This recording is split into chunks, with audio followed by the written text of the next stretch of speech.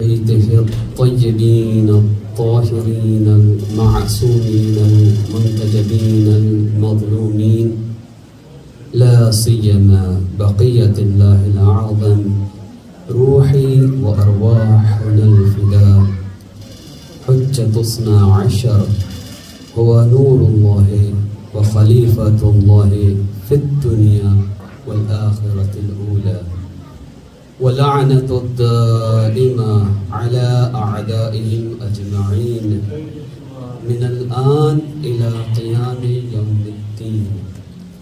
أما بعد فقد قال الله تعالى في قرآن المجيد وفرقان الحميد وقوله الحق أعوذ بالله من الشيطان الرجيم ادعوا إلى سبيل ربك بالحكمة والموعظة الحسنة وجادلهم بالتي هي أحسن. صلوات پڑھیں محمد علیہ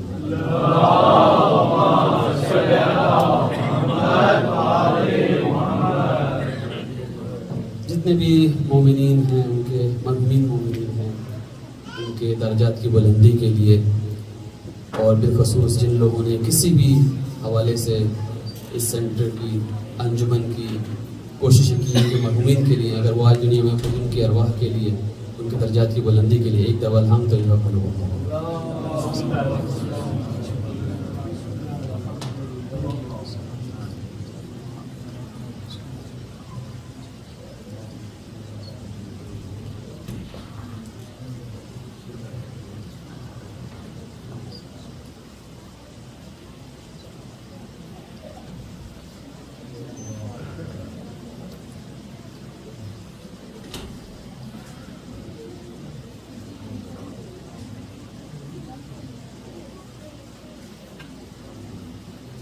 خدا کا شکر ادا کرتے ہیں اس نے ہمیں توفیق دی کہ بہت ہی آسانی کے ساتھ اہل بیت علیہ السلام کا ذکر کر سکیں اور خدا سے دعا ہے کہ ہمارے اس ذکر کو اپنی بارگاہ میں قبول بھی فرما.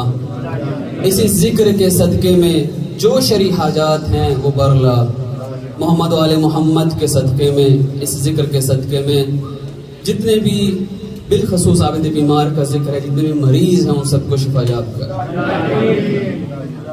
یہ ذکر بہت آسانی سے ہم کر لیتے ہیں آج کے دن میں.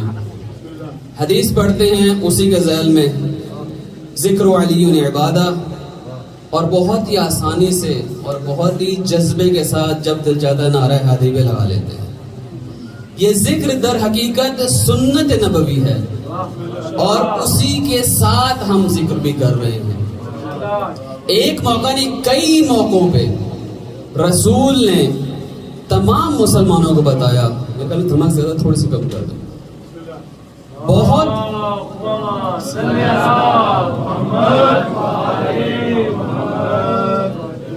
ایک نہیں کئی موقعوں پہ بتایا. چاہے وہ ہجرت کی رات ہو جسے ہم لیلۃ المبیت کہتے ہیں. خود خدا نے بتایا کہ جب مولا نے زکوٰۃ دی ہے رکوع میں یہ ذکر چلتا رہا ہے کبھی ختم نہیں ہوا. یہ ذکر در حقیقت سنت نبوی ہے. بعثت رسول سے بھی پہلے جب ایک اہم واقعہ پیش آیا رسول کی زندگی میں اور وہ تھا ازدواج یعنی شادی حضرت خدیجہ سلام اللہ علیہ وسلم. یہ بی بی اتنے بڑے رتبے کی حامل ہیں کہ ان کی بیٹی فاطمہ ہے. یعنی فاطمہ کی ماں ہونا کوئی آسان بات نہیں ہے. بی بی اتنے اعلیٰ درجے پہ تھی. شادی کے کچھ بعد رسول نے بی بی خدیجہ سے فرمایا ہے کہ میں علی سے محبت کرتا ہوں اور علی سے محبت کرنے والوں سے بھی محبت کرتا ہوں.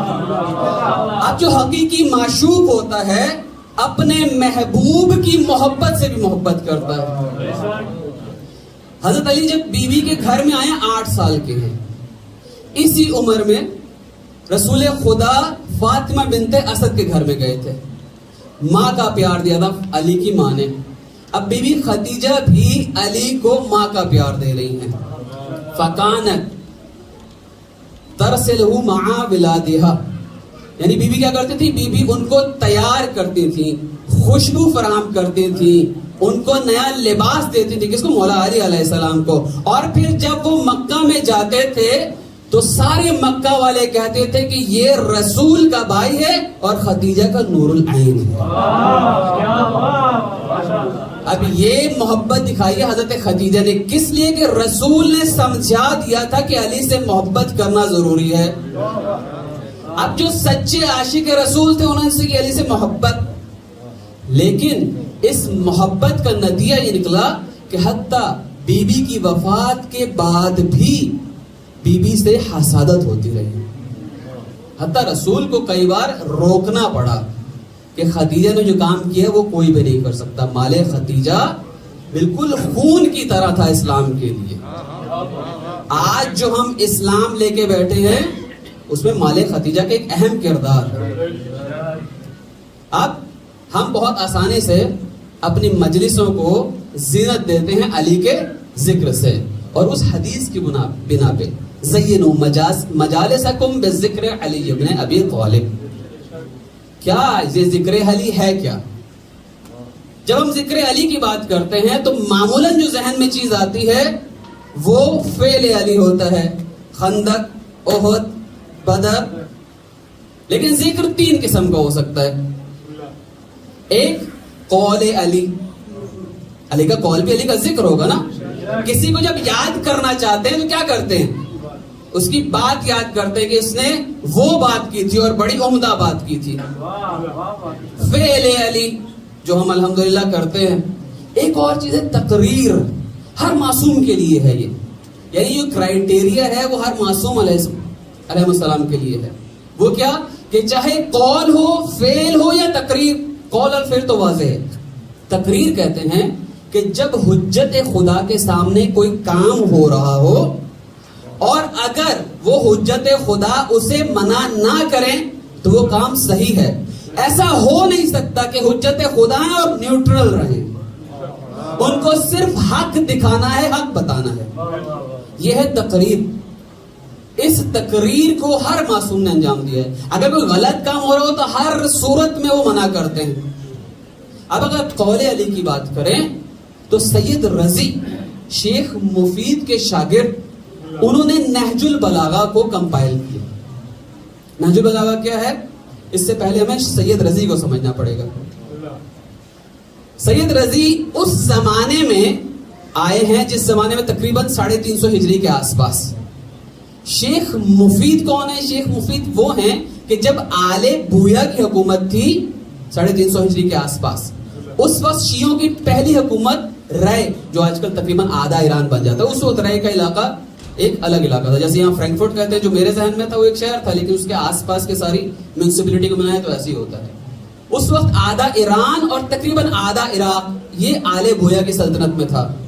ابھی کیونکہ سلطنت تھی اس لیے ان کے پاس فنڈز بھی تھے, تو بغداد کا جو مدرسہ تھا اس کو یہ فنڈ دیتے تھے کہ چلائیں. اور اس کے پرنسپل یہ معتمد اعلیٰ کون تھے؟ شیخ مفید. شیخ مفید متقی اور پرہیزگار اور ایسی علمی شخصیت کہ سنی اور شیعہ دونوں ان کے شاگرد تھے مدرسہ بغداد میں.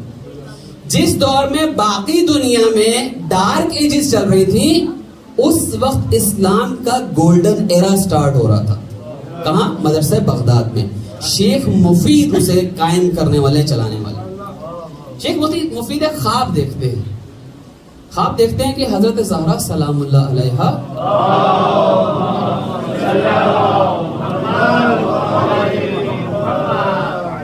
اپنے دونوں بیٹے حسن و حسین کا ہاتھ تھامے آئی ہیں, اور شیخ مفید تو کہتی ہیں کہ انہیں دین کی تعلیم دو. شیخ بہت پریشان ہوتے ہیں اٹھ کے کہ میں کہاں, حسن و حسین کہاں, میں ان کی جوتیوں کی خاک کے برابر. پریشان رہتے ہیں, کوئی تعبیر سمجھ نہیں آتی. اب اپنے درس و تدریس کے لیے مسجد میں چلے جاتے ہیں. جب مسجد میں جاتے ہیں, درس ابھی شروع ہی کیا ہوتا ہے, ایک سیدہ اپنے 2 سید زادوں کے ساتھ آتی ہیں اور کہتی ہیں انہیں دین کی تعلیم دو. پھر سمجھ میں آتا ہے کہ یہ حضرت زہرا کی خواہش ہے کہ انہیں دین کی تعلیم سے آراستہ کیا جائے. یہ ہے سید رضی اور سید مرتضیٰ. سید رضی نے نہج البلاغہ لکھی ہے, یا یوں کہیں کہ وہ چیزیں لی ہیں جو بلاغت کے اوج پر تھی، اور بہت ساری چیزیں جو قول علی میں آتی ہیں جو ذکر علی ہو جائے گا، لیکن کیونکہ اس کتاب کی اتنی برکت ہے کہ ہر زبان میں تقریباً ہر زبان میں ترجمہ ہو چکا ہے، اور تقریباً ہر گھر میں موجود بھی ہوتی ہے۔ آج کل تو ورچوئل زمانہ ہے، تو بآسانی آپ کو پی ڈی ایف میں مل سکتی ہے، بہت آسانی سے سافٹ بک میں، ای بک پہ مل سکتی ہے۔ اس کو اگر ہم لے کے اور صرف ایک پیج ترجمے کے ساتھ سمجھ کے پڑھ لیں تو یہ بھی ذکر علی ہوگا، اپنے گھر والوں کو پڑھیں یہ بھی ذکر علی ہوگا، اور یہ ایسا ذکر علی ہوگا کہ جس کو نسلیں یاد رکھیں گی۔ صلوات پڑھی محمد علیہ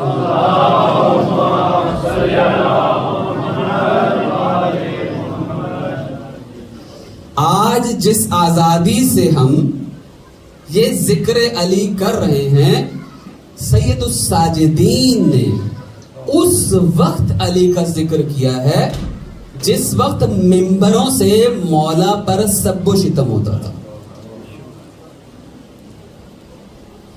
سید سجاد کو اجازت نہیں ہے کہ مسجد نبوی میں آئیں اور کسی اجتماع سے خطاب کریں، نماز جماعت کی اجازت نہیں ہے۔ اب وہ کیا کر رہے ہیں؟ 1000 رکعت نماز دن رات میں پڑھ رہے ہیں، پورا سال، صرف عید کے روزے چھوڑ کے پورا سال روزے رکھ رہے ہیں۔ مسجد نبوی میں آنا جانا بند نہیں۔ جب بڑے بڑے علماء، زاہد، عابد آ کر مسجد نبوی میں انہیں دیکھتے تھے تو ایک دفعہ پوچھتے تھے، آپ تو زین العابدین ہیں، عابدین کی زینت، عبادت کرنے والے کی زینت ہیں، آپ ہمارے حق میں کچھ دعا کریں۔ پھر سید عابدین کہتے تھے، مجھ زین العابدین کی عبادت کہاں اور علی کی عبادت کہاں؟ یہ ذکر کیا ہے مشکلات میں، آسان بات نہیں تھی۔ خود حسین کی بیٹی فاطمہ، امام حسین کو اپنی بیٹیوں سے اتنا پیار تھا، اپنی ماں سے اتنا پیار تھا، ہر بیٹی کا نام فاطمہ رکھا ہے، اپنے بابا سے اتنا پیار تھا، ہر بیٹے کا نام علی رکھا ہے، پھر ان کے لقب مختلف ہوتے تھے۔ بڑی بیٹی ہے فاطمہ بنت الحسین، وہ اپنے بھائی کی صحت کے لیے فکر مند ہیں۔ وہ کہتی ہیں صحابی سے، اپنے جو ان کے امام کے صحابی ہیں، کہ بھائی کو کچھ کہیں، تھوڑا ریسٹ کیا کریں، تھوڑا آرام کیا کریں، بہن ہے نا، مجھے ان کی صحت کی فکر ہے۔ اتنا آسان نہیں تھا۔ اس دور میں کون لوگ ہیں جو حاکم ہیں؟ یزید، جس نے واقعہ حرہ کیا ہے۔ حرہ یعنی آزادی۔ 3 دن تک مدینہ میں آزادی تھی اس کے سپاہیوں کو، جو غلط کام کر سکتے ہو کرو۔ کعبہ پر آگ برسانے میں اس کے سپاہیوں کا کردار۔ مروان، عبد الملک، ولید ابن عبد الملک 40 سال تک یہ سب حکمران رہے ہیں، اور حجاج بن یوسف، اس کا نام شیعہ سنی دونوں جگہ پہ ظالم ترین شخص کے نام پہ لکھا گیا۔ یہ مدینہ کا والی بھی رہ چکا ہے۔ اس کے ہوتے ہوئے پابندی تھی، خطبہ آ سکتے تھے، ذکر کرنے والے آ سکتے تھے، لیکن امام کو اجازت نہیں تھی کہ 4 افراد میں بیٹھ کے بات کر سکیں، اس لیے امام سے بھی تھوڑا لوگ دور رہتے تھے۔ چھٹے امام کی حدیث ہے، ارتد الناس الا الثلاث ثم لحقوا قصیرا، لوگ پلٹ گئے تھے۔ ارتدہ کا مطلب ہوتا ہے مرتد، لیکن یہاں پہ مراد مرتد وہ نہیں ہے جو اصطلاح میں مرتد ہے۔ ہم جو کہتے ہیں مرتد ہو گیا اصطلاحی طور پہ، تو اس کا مطلب کیا ہوتا ہے؟ اس کا مطلب یہ ہوتا ہے کہ دین سے پلٹ گیا۔ یہاں مراد ہے کہ امام سے دور ہو گیا۔ خدا نخواستہ بالکل کافر نہیں ہوئے تھے، امام کے قریب نہیں تھے، ذکر حسینی کرنا بھول گئے تھے۔ ہو سکتا ہے ہم بھی ایک حد تک اس طرح کے ہو گئے ہوں۔ زیارت آل یاسین میں ہم کیا پڑھتے ہیں؟ السلام علیکہ حین تقوم وحین تقعد وحین تبین وحین تصلی، اے امام زمانہ آپ پر سلام ہو جب آپ کھڑے ہوتے ہیں عبادت کے لیے، جب آپ نماز پڑھتے ہیں، جب آپ بیان کرتے ہیں، جب آپ قرأت کرتے ہیں۔ امام رضا علیہ السلام کافی میں فرماتے ہیں،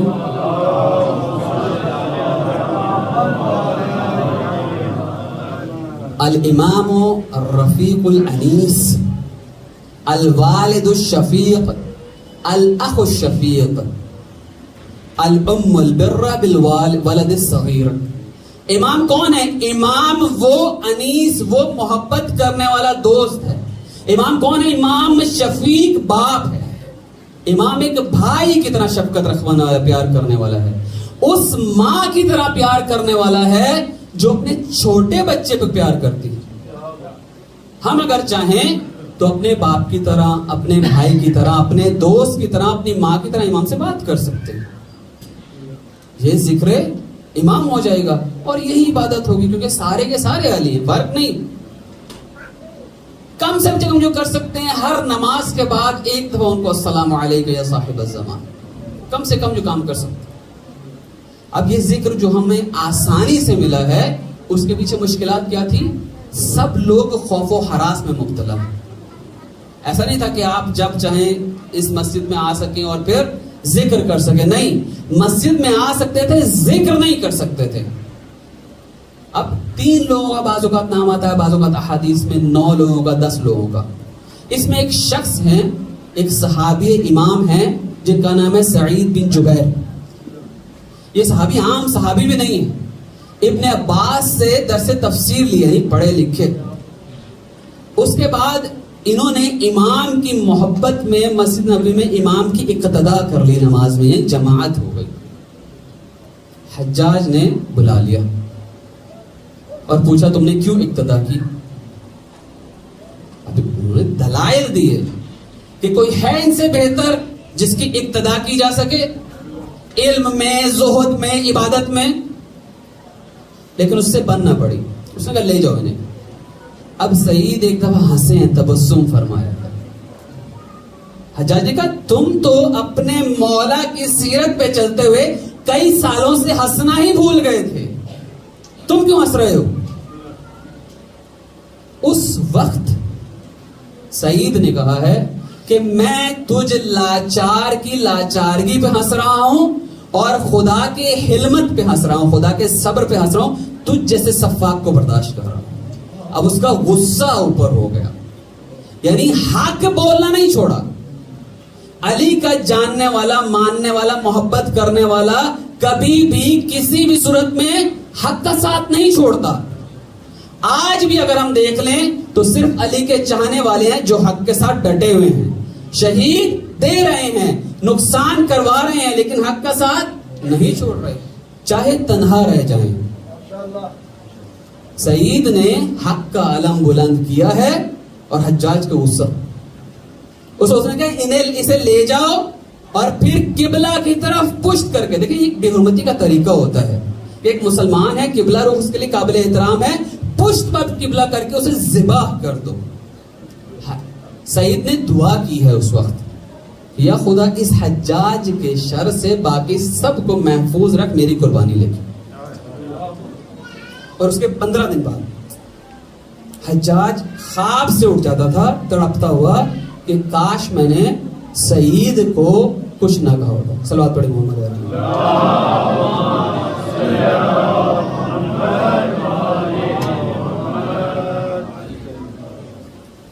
اس حالت میں 40 سال تک حضرت سجاد نے کوشش کی ہے۔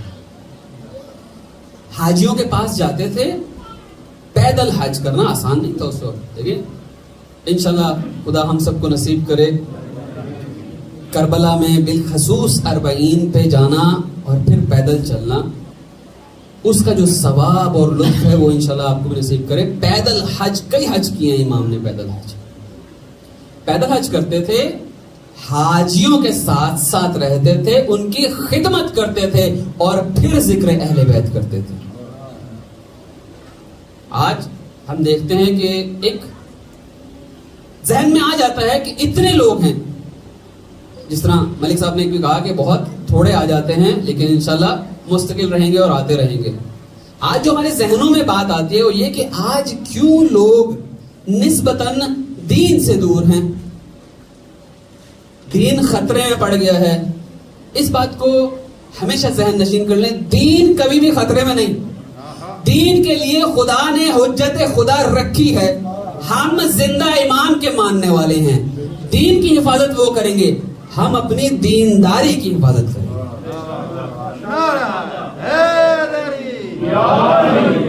دیکھیں دینداری بھی آسان نہیں ہے.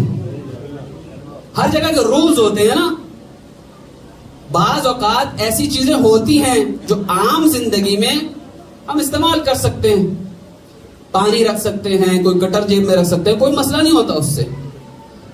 آپ ایئرپورٹ پہ جب آپ جاتے ہیں تو اس وقت آپ کو نہ پانی کی ضرورت ہوتی ہے, نہ گٹر کی, نہ کوئی ایسی چیز کی جس سے وہ سمجھتے ہوں کہ نقصان ہو. دینداری بھی ایسی ہے. ہم شاید ہو سکتا ہو اپنے ذہن میں یہ سمجھ رہے ہوں کہ کوئی ایسا غلط کام نہیں کر رہے, لیکن ناقص معلومات کی وجہ سے ہو سکتا ہے کہ وہ کام غلط ہو. اس کے لیے کیا صورتحال ہے؟ دین سیکھنا پڑے گا. لیکن اللہ نے جو ہمارا نفس بنایا ہے وہ اس طریقے سے بنایا ہے کہ جیسے زمین ہوتی ہے, زمین اس میں کوئی بھی بیج ڈالیں وہ اگ جاتا ہے. کریلے کا بیج ڈالیں گے تو کڑوا قاتل ہوگا لیکن پھل دے گا. زمین ہے نا, نفس ایسا ہی ہے. شیطان اسی طریقے سے ایک برائی کا بیج ڈال سکتا ہے نفس میں, اور وہ پھر آہستہ آہستہ, ایک دم نہیں, آہستہ آہستہ تنا بن کے طاقتور درخت بن سکتا ہے. اب اگر ہم اسے صحیح کرنا چاہیں تو بھی اتنا ہی ٹائم یا کم سے کم اس سے آدھا ٹائم لگے گا.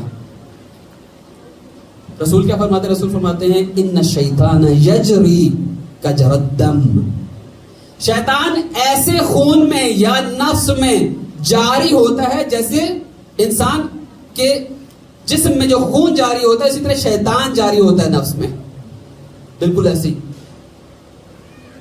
اب اگر ہم نے مثال کے طور پر چھوٹی سی مثال, انشاءاللہ کسی کو بھی نہیں ہوگی, اگر کوئی گالی دینے کی عادت بن جاتی کسی کو, وہ ایسا نہیں ہوتا کہ ایک دم ہی بن جائے, پہلے 1 دفعہ, پھر 10 دفعہ, پھر 100 دفعہ, یہ پوری زندگی گن لیں, اور پھر کئی ہزار لاکھ دفعہ عادت بن جاتی ہے. اب اس عادت کو ایک دم سے ترک کرنا آسان نہیں, ناممکن نہیں, لیکن آسان نہیں ہے. اس کے لیے وہی پریکٹس کرنی پڑتی ہے جو اس دنیا کا خاصہ ہے, گریجول, آہستہ آہستہ. وہ جو عادت بنی ہے, مثال کے طور پہ جیسے گالی کی مثال دی ہے, اگر اسے ختم کرنا ہوگا, اگر دن میں 100 بار دیتے ہیں تو 50 بار کرنی ہوگی, 20 بار دیتے ہیں تو 10 بار کرنی ہوگی, آہستہ آہستہ 1 بار, اور پھر انشاءاللہ کیا کر ایسا وقت آئے گا ختم. ہر چیز گریجول ہوتی ہے اس دنیا میں. اسی لیے ہم بھی جو دیکھتے ہیں ہماری دینداری بھی گریجول ہے. اگر بچپن سے توجہ دی ہو والدین نے تو دینداری کی سطح کچھ اور ہوتی ہے. اب اگر ہم یہ سوچیں کہ ہم سب بچپن سے ہی مجالس حسینی میں تشریف لاتے ہیں تو خود حسین کی جو کشش ہے وہ الگ ہے, وہ صرف شیعوں سے مختص نہیں ہے. اس کے لیے غیر شیعہ, غیر مومن بھی آ سکتے ہیں. اگر نہیں آ سکتا تو یزیدی نہیں آ سکتا. تو یہ کوئی خلط نہ ہو. دین کا ایک رکن ہے مجالس, باقی پورا سال باقی ہے. جس طریقے سے ہمیں اپنی عام زندگی میں اپنی ترقی کرنی ہوتی ہے, جابس کی یا کوئی بھی پیشہ ہے, کوئی دکان ہے, اس کو آگے بڑھانا ہوتا ہے, بزنس کو, اسی طریقے سے دین کو بھی آگے بڑھانا ہوتا ہے. لیکن یہ سب تو ہوتا گریجول ہے. حضرت سجاد نے 40 سال لگائے ہیں. امام حسین علیہ السلام نے دین کو بچایا تھا, اور اس کے بعد آگے بڑھانے والے سید سجاد ہیں. 40 سال میں کیا کیا؟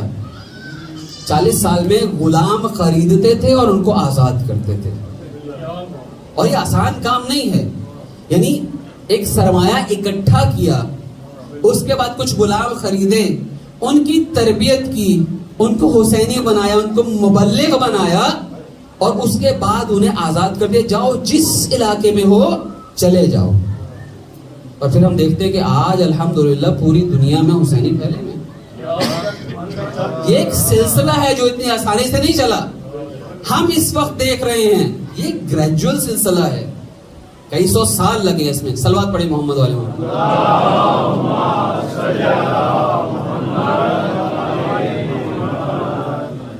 ایک ایسی چیز ہے جو معمولاً نہیں پتا ہوتی، لیکن انشاءاللہ امید ہے کہ آپ سب کو پتا ہوگی.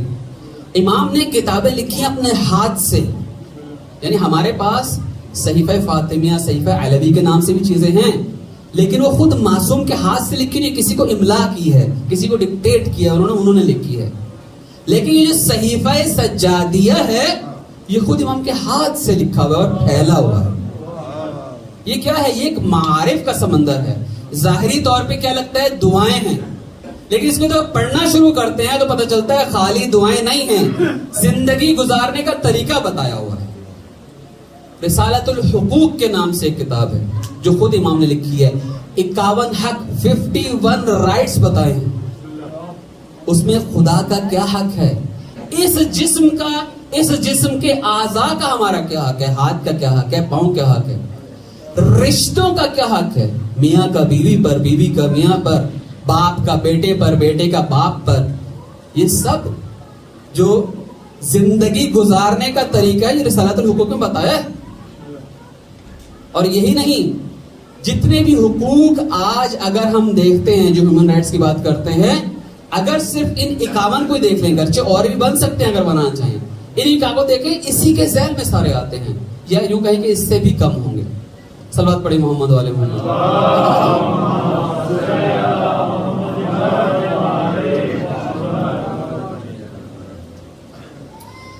اس 40 سال میں جب اس طرح کی سفاکی تھی اور اس طرح کی خوف و ہراس تھا، اس دور میں امام نے اپنے آپ کو لوگوں سے اتنا قریب کیا، ایک ایک کر کے. بہت مشکل ہوتا ہے. ابھی تو ایک میسج چلتا ہے، کچھ عرصہ پہلے 2 ہفتے پہلے مجلس میں اتنے لوگ اکٹھے ہو جاتے ہیں، اس وقت ایک ایک شخص کو جا کے امام کو بتانا ہوتا تھا. اس دور میں اب امام کا مقام کیا ہے؟ ولید بن عبد الملک تقریباً آخری خلیفہ ہے جو امام کے دور کا ہے. اس کے دور میں حج کے زمانے میں امام حج پر گئے ہوئے مکہ میں. اس حج کے دوران لوگوں کا بہت زیادہ تانتا بن جاتا ہے، بخصوص ظاہر سی بات ہے بیت اللہ ہے، انشاءاللہ جس کو حج نصیب ہوا ہے وہ جانتے ہیں، اور جس کو نصیب نہیں ہوا اس ذکر کے صدقے میں ہماری دعا ہے کہ ہم سب کو حج بیت اللہ نصیب ہو انشاءاللہ.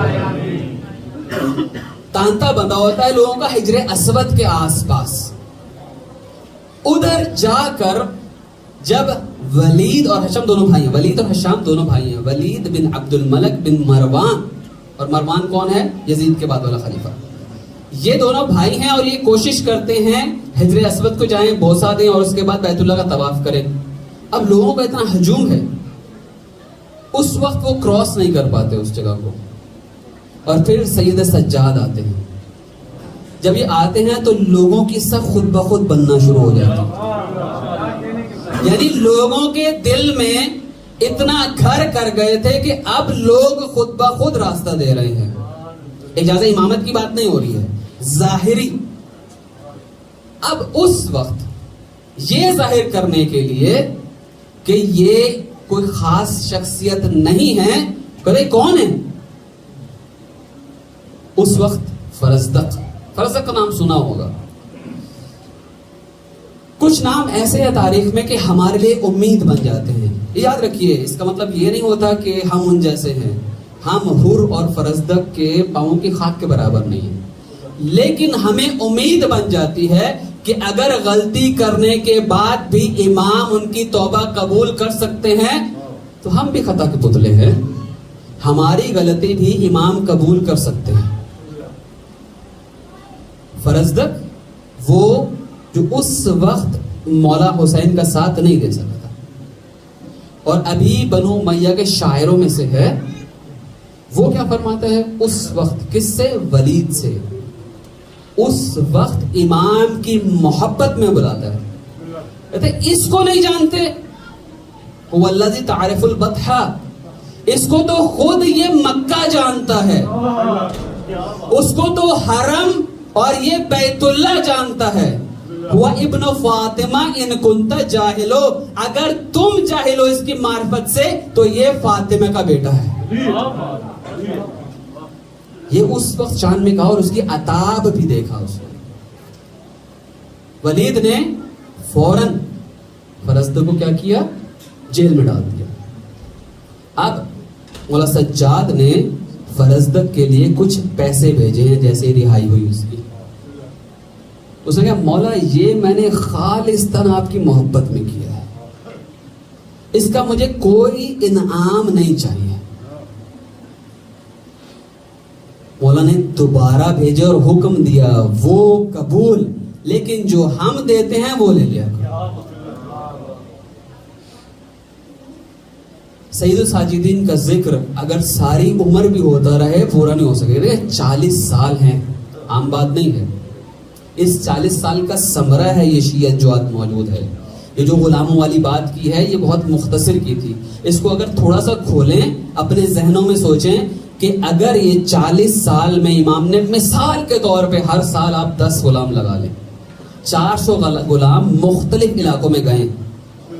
وہ غلام جب ان علاقوں میں گئے ہیں تو دین اہل بیت لے کے گئے ہیں, امام کے خود اپنے ہاتھ سے تیار کردہ سکھایا ہے ان کو, اور وہ حقیقی دین جب لوگوں کو پہنچایا تو لوگ قریب آئے. اور اس لیے حدیث بھی ہے کہ صرف ہمارا حقیقی دین لوگوں تک پہنچا دو, لوگ قریب آ جائیں گے. مرچ مسالہ لگانے کی بھی ضرورت نہیں ہے, اضافہ کرنے کی بھی ضرورت نہیں. یہ 400 لوگ ہم کہتے ہیں چلیں 100 علاقوں میں گئے. پھر جب ہمارے 5ویں امام کا دورہ امام باقر علیہ السلام کا,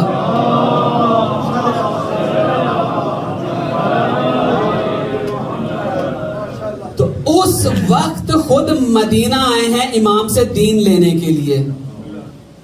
اور پھر یہ جو یونیورسٹی تھی جس میں علم کا, جو علم کے اصلی حقیقی وارث تھے, انہوں نے پوری دنیا کو علم پھیلایا ہے. اور اس کے بعد جس کو ہم نے گولڈن ایرا سے یاد کی, یہ سب ایک سلسلہ ہے. امام صادق علیہ السلام کے دور میں 4000 کے قریب جو اسٹوڈنٹ ہوئے وہ ایسے ہی نہیں ہوئے. یہ سب امام کی انتھک محنت کا نتیجہ تھا. امام کا حال کیا تھا اس وقت؟ جو روایتوں میں ہے وہ یہ ہے کہ آنکھیں انتہائی نحیف بدن, نحیف اتنا کہ ہڈیاں گوشت سے نظر آتی تھی, انتہائی نحیف. اور اس پہ اگر آنکھیں دیکھیں تو گریا کرنے سے انتہائی ہلکے پڑے ہوئے. اور یہ گریا بھی 40 سال جاری رہا ہے. ایسا نہیں کہ 1-2 دن کا گریا, بہت مشکل ہوتا ہے. 40 سال ایک بڑی, ہم 2 مہینے گریا کرنے کے بعد بھی ایک بار تھک جاتے ہیں. سید الساجدین نے 40 سال واقعاً گریا کیا ہے. اور ایسے گریا نہیں کہ جیسے ہم سوچتے ہیں, خود بانی بنتے تھے مجالس کے. یہ جو روایت میں آتا ہے وہ کیا آتا ہے؟ لابسا نساء بنی ہاشم السواد. جو بنی ہاشم کی خواتین تھیں وہ کالے کپڑے پہن لیتی تھی. محرم کی بات ہو رہی ہے. اور امام زین العابدین کیا کرتے تھے؟ وَكَانَ علی ابن الحسین يَعْمَلُ لِلطَّعَامِ فِي الْمَأْتَمِ. اور خود اپنے ہاتھوں سے کھانا تبرک نیاز تیار کرتے تھے, تاکہ یہ جو ماتم ہے جس کا مطلب ہوتا ہے عزاداری, ماتم, اس عزاداری کے لیے لوگ انتہائی آسانی سے عزاداری کر سکیں. سید السجاد 40 سال تک خون کے آنسو روئے ہیں. جب آسمان عاشور کے دن خون بہا سکتا ہے, جب کربلا کی خاک آج تک خون اگل سکتی ہے, تو ہمارا معصوم امام اپنی آنکھوں سے خون نکال سکتا ہے. چھٹے امام کہتے ہیں کہ دنیا میں رونے والے 5 افراد ہیں. آدم توبہ کے لیے, یعقوب یوسف کی یاد میں ہے, یوسف یعقوب کی یاد میں ہے, فاطمہ اپنے غموں پہ, اور میرے دادا سجاد 40 سال تک صرف خون کے آنسو روئے. ایک دفعہ ان کے غلام نے پوچھا, مولا کیا آپ کا یہ گریا کبھی ختم بھی ہوگا؟ مولا کہتے ہیں غلام تو نے انصاف نہیں کیا. یعقوب کے 12 بیٹے تھے, 11 याकूब की आंखों के सामने मौजूद थे। एक यूसुफ आंखों से ओझल हुआ था। याकूब ने रो रो के अपने सर के और दाढ़ी के बाल सफेद कर लिए थे। अब इतना रोए थे कि आंखों की बीनाई चली गई थी। ऐ गुलाम, एक दिन में मेरे 18 यूसुफ मेरी आंखों के सामने तलवारों के जख्मों से शहीद हुए हैं। करबला की तपती रेत पर उनके जनाजे बेगोरो कफन पड़े रहे हैं। उनके सरों को तनों से जुदा किया गया है। मेरी बहनों को, मेरी माँ को बेरिदा कूफा और शाम के बाजारों में पिलाया गया है। मैं कैसे ना रोऊं? इमाम के सामने एक नौमालूद को लाए कि इसके कान में आजान और इकामत दे दे। इमाम उसे देख के रोने लग जाते हैं। उसके छोटे छोटे हाथ, नन्ना गला देख के इमाम को अली असगर का वो नन्ना गला याद आता है कि हुरमला के सेशोबा तीर ने एक कान से दूसरे कान तक ज़िबा कर दिया और हुसैन के हाथों में वो बच्चा तड़प तड़प कर जान दे गया। मौला कसाई की दुकान पर गए। वहां कसाई से पूछते हैं, ए कसाब, तूने इस जानवर को ज़िबाह करने से पहले पानी पिलाया था? कसाब कहता है, मौला मैं मुसलमान हूँ, मैं जानता हूँ ये सुन्नत है, हम जानवर को ज़िबाह करने से पहले पानी पिलाते हैं। इमाम ने दीवार का सहारा लिया। आए मेरा बाबा, 3 दिन का प्यासा और कुंद खंजर के साथ इतनी ज़रबे कि सर तन से जुदा हो गया। इमाम ने 40 साल आंसू बहाए हैं। काश हमारे ये आंसू थोड़े से उनकी बारगाह में कबूल हो जाए। जब उनको जहर दिया गया मौला को, अब जब खून की उल्टियां कर रहे थे तो इमाम बाकिर उनके सर पे मौजूद थे। उनकी उल्टियों को साफ भी करते थे, उस जहर से जितना भी दर्द हो रहा हो, लेकिन इमाम मौजूद थे। जब इस दुनिया से 25 मुहर्रम को रुखसत हुए हैं तो फिर मौला सज्जाद को बहुत ही आला तरीके से गुस्ल दिया गया है। बस इमाम बाकिर एक दफा थाड़े मार मार कर रोने लगे हैं। असाब ने पूछा, मौला क्या हुआ? कहते ये जो मेरे बाबा की गर्दन पे जख्म देख रहे हो ना, ये उस तोप का है जो कूफा और शाम के रास्ते में पहनाया गया था। धूप इतनी ज्यादा थी कि लोहे का ये तोप गर्म होता था, ये जिल्द झुलस जाती थी। 40 साल के बाद भी ये तोप की जगह अभी तक बाकी है। इमाम के जिस्म पे एक जख्म था। कुर्बान जाऊं अपने मौला हुसैन पर कि 500 जख्म थे। मौला सज्जाद, आपके बेटे ने आपको गुस्ल भी दिया, कफन भी दिया, आपका जनाजा भी पढ़ा, आपको दफन भी किया, लेकिन आए मेरे मौला हुसैन, उनको कफन नहीं मिला। दुश्मन ने घोड़ों के सुमों से रौंदने के बाद जो पत्थर मारे हैं वही उनका कफन बना है। मौला हुसैन का कोई ताबूत नहीं बना।